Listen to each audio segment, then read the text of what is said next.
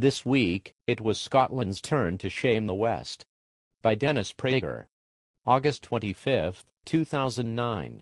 Whenever I think that some Western country or institution has reached a low point, shortly thereafter, sometimes the very next week, another Western government or institution proves me too optimistic. Last week, it was the news that the Yale University Press will not allow any picture of Muhammad to appear in its forthcoming book on the Muhammad cartoons controversy. Not only will Yale not print the cartoons that are the subject of the book, Yale will not print any picture of Muhammad, no matter how respectful, no matter that a believing Muslim drew it, and no matter how long ago it was drawn. This week, it was Scotland's turn to shame Western civilization. And though it seemed impossible to outdo Yale, Scotland has the Scottish government released Abdel-based al-Megrahi, the one person convicted in the mass murder of 270 people when Pan Am Flight 103 was blown up over Lockerbie, Scotland, in December 1988. As the Chicago Tribune noted in an editorial appropriately titled Scotland Shame, at al-Megrahi's 2001 trial, the Scottish prosecutor pointed out that 400 parents lost a child, 46 parents lost their only child, 65 women were widowed, 11 men lost their wives, 140 lost a parent. 7 lost both parents, but all these people and all their loved ones were not the recipients of Scotland's compassion. The murderer was. What the Scottish government, its Justice Secretary Kenny MacAskill, and millions of others in the West, do not understand is that, unlike justice, compassion cannot be given to everyone.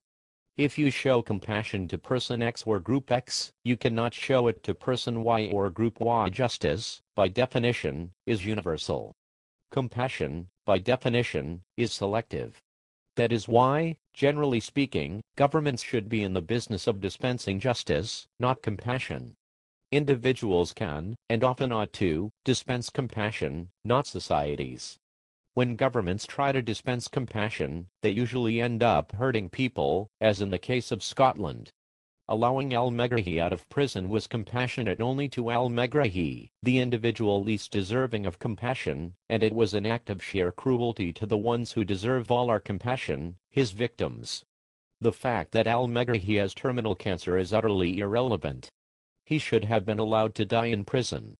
Allowing him, his family and his murder-loving supporters in Libya and elsewhere the joy of his last month's years in freedom mocks the dead, trivializes the suffering of the victims and their loved ones, and undermines justice. The bigger tragedy, however, is that MacAskill and his government are not aberrations. They are not just a few foolish individuals who happen to have power. The Scottish government had plenty of support, and not just among terror-loving Libyans who appropriately waved the Scottish flag alongside the Libyan.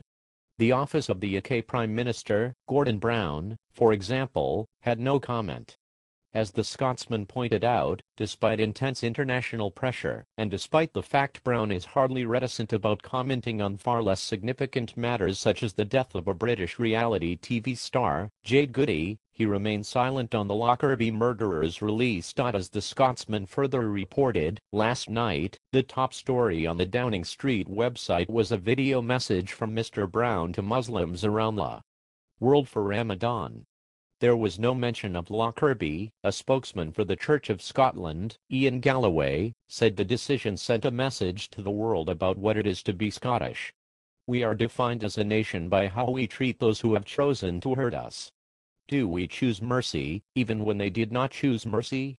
I would say justice is not lost in acting in mercy. Galloway's nihilistic and antinomian romanticism helps explain why so many European churches are empty.